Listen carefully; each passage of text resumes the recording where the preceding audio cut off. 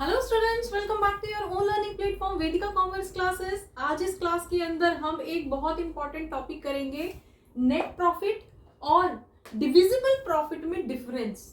Normally students को क्या लगता है, दोनों सेम ही होते हैं। लेकिन जब हम पार्टनरशिप करने बैठते हैं तब हमें पता चलता है नेट प्रॉफिट तो कुछ और होता है और डिविजिबल प्रॉफिट किसी और चीज को कहते हैं। आ जाती है ना कंफ्यूजन यहाँ पे पार्टनरशिप का क्वेश्चन सॉल्व करते टाइम। तो बेटा आज हम इसी को समझ लेते हैं। नेट प्रॉफिट क्या होता है, जैसा हमने 11th क्लास के अंदर किया था। 11th क्लास के अंदर हमने प्रॉफिट एंड लॉस अकाउंट बनाया था। उसके अंदर क्या लिखा था, ऑर्गेनाइजेशन के राइट सारी इनकम हमने बाई साइड डाली थी और ऑर्गेनाइजेशन के सारे एक्सपेंसेस, सारे लॉसेस हमने टू साइड में डाले थे राइट। और लास्ट में जाके जब उनको बैलेंस किया था, बाई साइड ज्यादा थी, एक्सपेंसेस साइड टू साइड हमारी कम थी, दोनों के डिफरेंस से टू साइड में हमारे पास नेट प्रॉफिट निकल के आया था। ठीक है, तो नेट प्रॉफिट वो ही अमाउंट होता है, अभी भी वही होता है। ठीक है, तो नेट प्रॉफिट जब हम ऑर्गेनाइजेशन की टोटल इनकम में से डायरेक्ट और इनडायरेक्ट, ठीक है, सारे खर्चे डायरेक्ट या इनडायरेक्ट हर तरह के टोटल खर्चे जब हम ऑर्गेनाइजेशन के माइनस कर देते हैं, उसके बाद जो डिफरेंस निकल के आता है उसको हम नेट प्रॉफिट कहते हैं। ठीक है, कोई प्रॉब्लम नहीं है। अब पार्टनरशिप में आके हमें एक और वर्ड मिल गया, दैट इज डिविजिबल प्रॉफिट। तो डिविजिबल प्रॉफिट क्या होता है बेटा, यही नेट प्रॉफिट जो हमने वहां पे प्रॉफिट एंड लॉस अकाउंट में निकाला था, उसी प्रॉफिट को हम profit and loss appropriation account के अंदर ट्रांसफर करते हैं। ये तो पता ही होगा। तो हमारे पास, हम इसको अकाउंट की फॉर्म में देख लेते हैं, profit and loss appropriation account.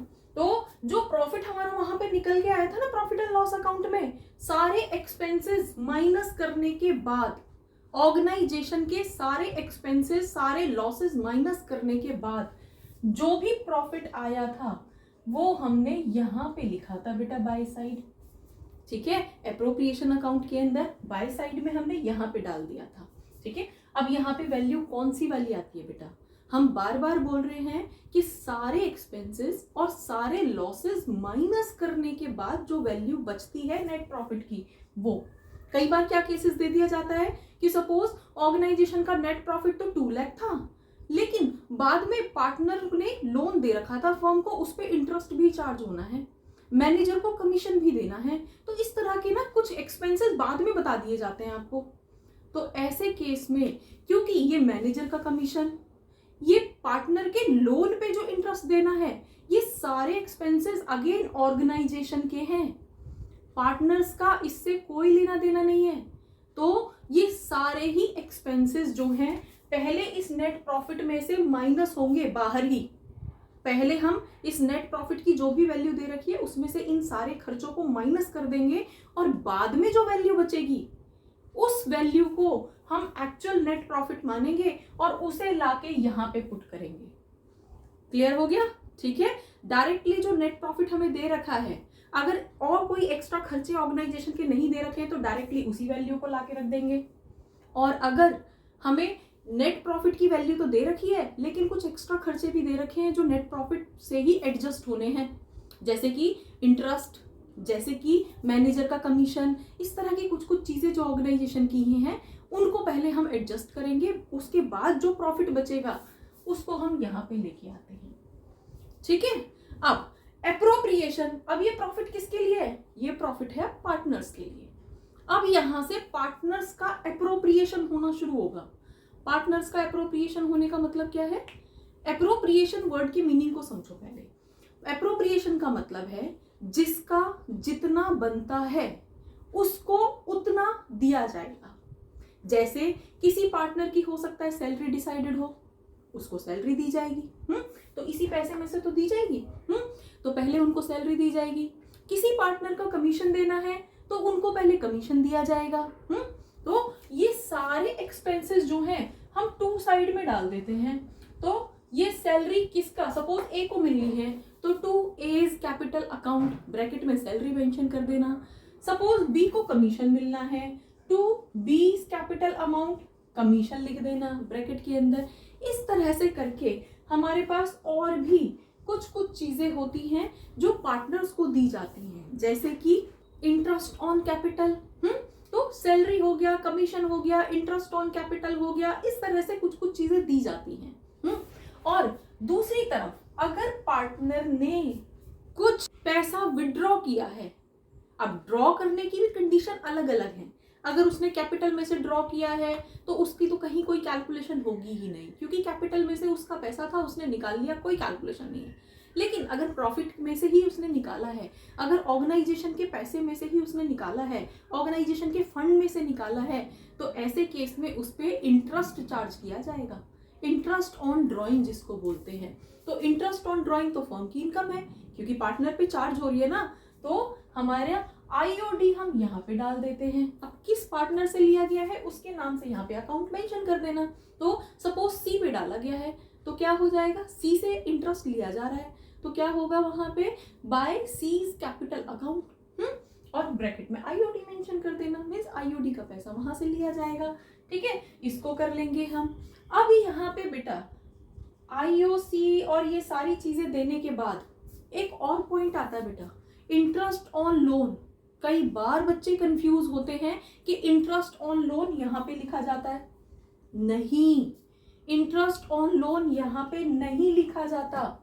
Interest on loan तो ये जो नेट प्रॉफिट की वैल्यू हमें दे रखी थी ना पहले, ठीक है, उसमें से पहले माइनस कर दिया हमने इंटरेस्ट ऑन लोन, जो पार्टनर ने लोन दे रखा था फर्म को, उस पे जो इंटरेस्ट लगा था उसकी बात कर रहे हैं। तो वो वैल्यू हमने बाहर ही माइनस कर दी थी।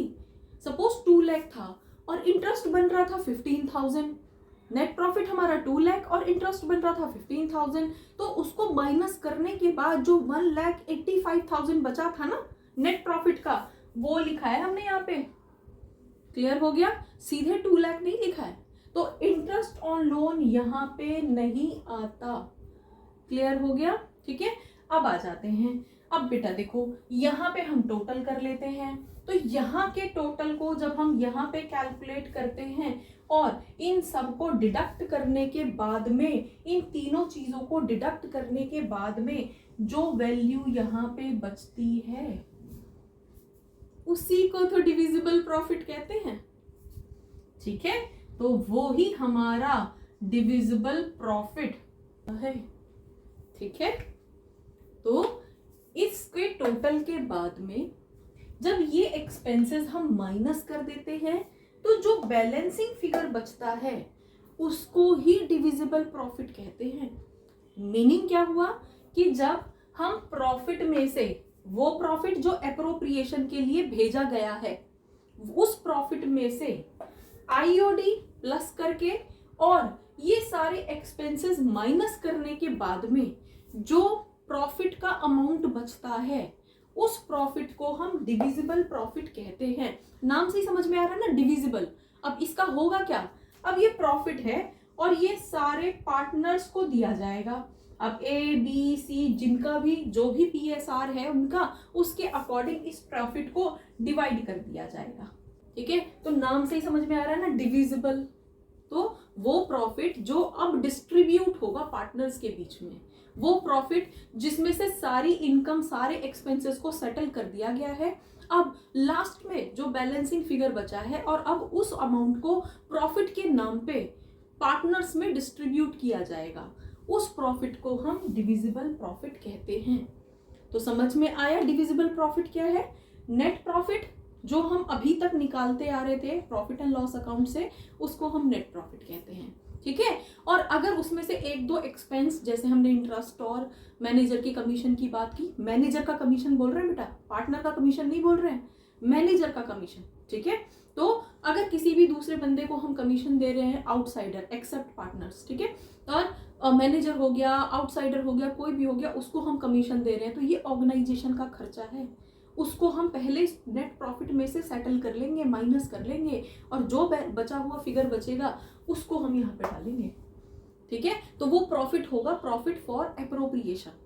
अब उस ये जो प्रॉफिट था जिसमें से एप्रोप्रिएशन होना है, ये सारा एप्रोप्रिएशन होगा और आईओडी प्लस कर देंगे, एक्सपेंसेस माइनस कर देंगे, और जो बैलेंसिंग फिगर होगा उस बैलेंसिंग फिगर को पार्टनर्स में डिवाइड कर देंगे उनके पीएसआर के अंदर।